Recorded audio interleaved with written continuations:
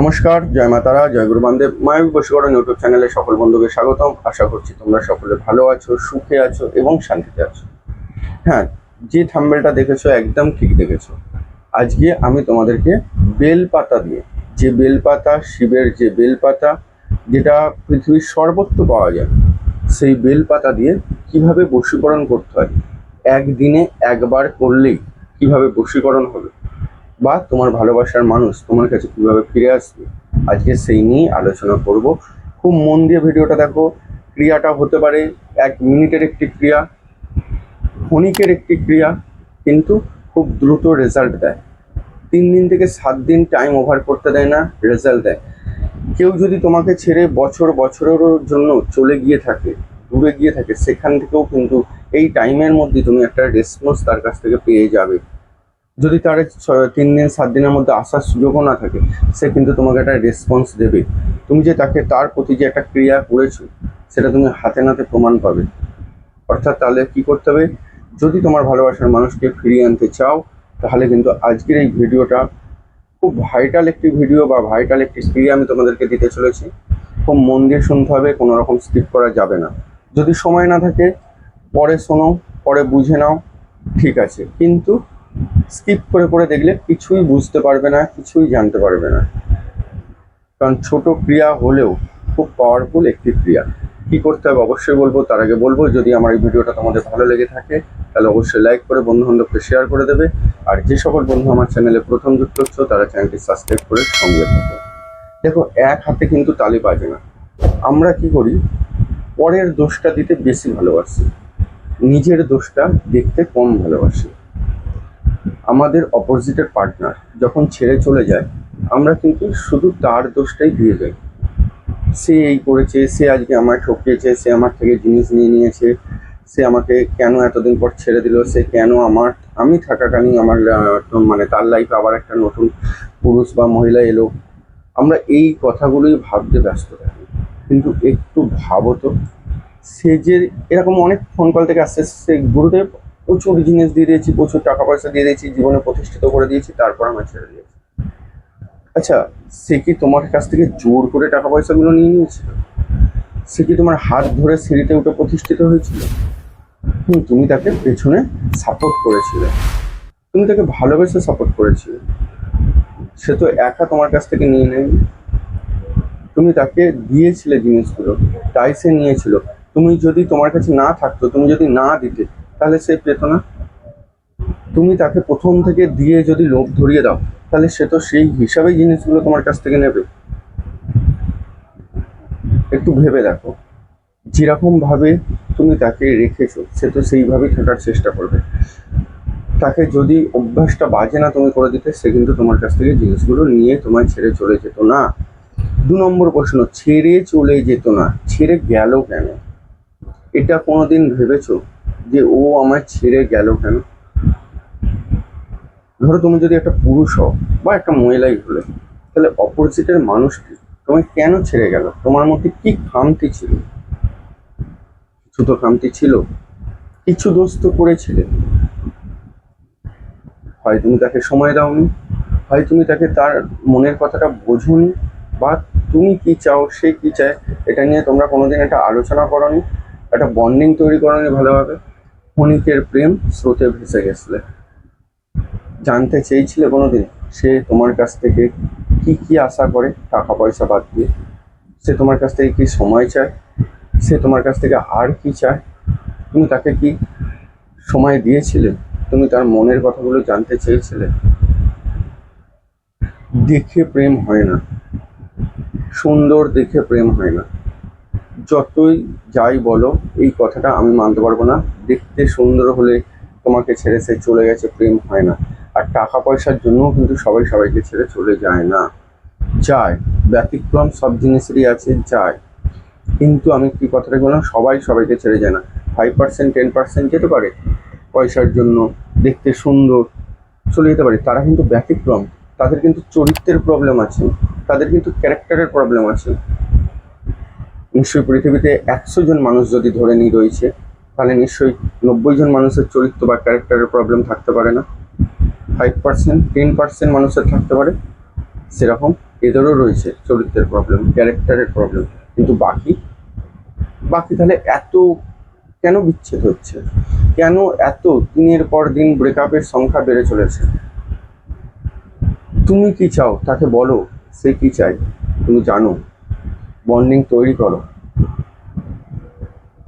কি হচ্ছে, আমরা যখনই আমাদের ব্রেকআপ হয়ে যাচ্ছে, ভেঙে যাচ্ছে সম্পর্কগুলো, বন্ধু বান্ধবের কাছে যাই, বন্ধু বান্ধব তখন কিন্তু তারা জোরে না, তোমার দুঃখের কথা শুনে তোমার কে খুঁচিয়ে খুঁচিয়ে তোমার দুঃখের কথাগুলো জানতে চায় কি করে, তোমার সমস্যাটাকে আরো বাড়িয়ে দেয়, সমস্যাটার সমাধান তারা করে না।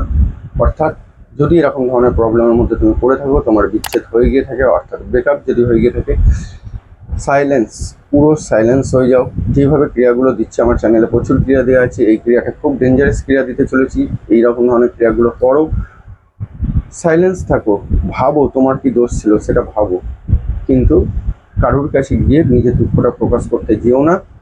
কেউ তোমার সমস্যাটাকে সমাধান করবে না, সমস্যাটাকে বাড়িয়ে দেবে। চ্যালেঞ্জ দিয়ে বলছি, প্রতিদিন আমার কাছে 500 থেকে 1000 কল ঢোকে, প্রতিদিন 500 থেকে 1000 কল ঢোকে, কোনো তান্ত্রিকের কাছে ঢোকে কি এত কল আমার জানা নেই।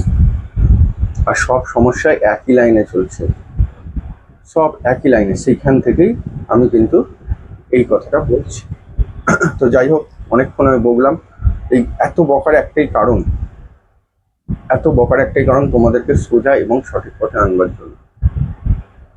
অনেকে বলো গুরুদেব তাড়াতাড়ি দিয়ে দিন না ক্রিয়াটা। আরে ভাই, তাড়াতাড়ি তো ক্রিয়াটা দেবোই, ক্রিয়াটা দেবার জন্য তো আমি অনুষ্ঠানটা করছি, কিন্তু কিছু জিনিস শোনারও আছে, বোঝারও আছে, যেগুলো তোমাদের, এটা আমার কথা না, এগুলো তোমাদেরই কথা, আরও যাদের ঘটছে জীবনে সেই ঘটনাগুলোই তোমাদেরকে বলি, যাতে তোমাদের জীবনে নতুন করে না ঘটে।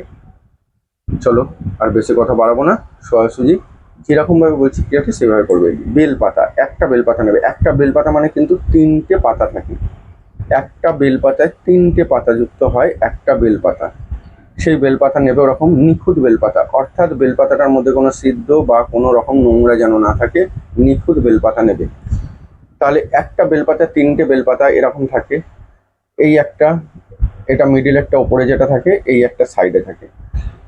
এই যে বেলপাতার পেছন দিকটা, যেটা শিরাযুক্ত দিক মানে তেলা দিকটা না, শিরাযুক্ত দিকটা, একদিকের বেলপাতায় তোমার নাম লিখবে পদবী সমেত, একদিকের কোণের বেলপাতায় তোমার নাম, মানে মধ্যিখানেরটা ছেড়ে দেবে, মধ্যিখানেরটা ছেড়ে দিয়ে দুটো বেলপাতা আমাদের ইউজ হবে। একদিকে তোমার নাম লিখবে পদবী সমেত, অর্থাৎ টাইটেল সমেত, প্রথমে নাম, তার তলায় পদবীটা, মানে নাম পদবী পুরো লিখবে একটা পাতার মধ্যে তোমার, তার তলায় তোমার মায়ের নাম, তোমার জন্মদাত্রী মায়ের নাম। আর একদিকের সাইডের পাতাটায় তোমার যে ভালোবাসার মানুষ, যাকে তুমি ফিরে পেতে চাইছো, তার নাম হবে, তার তলায় তার মায়ের নাম। যদি জানা না থাকে তাহলে শুধু তার নামটা টাইটেল সমেত লিখে দেবে, কিন্তু তোমারটা তোমার মায়ের নাম লিখবেই লিখবে। তার মায়ের নাম জানা থাকলে খুব ভালো, আর যদি না জানা থাকে তাও চলবে। তারপরে যে বেলপাতাটা রয়েছে, এগুলো কিন্তু সব শিরাযুক্ত দিকে লেখা হচ্ছে, মানে যেগুলো সব শিরার দিক আছে সেই দিকে।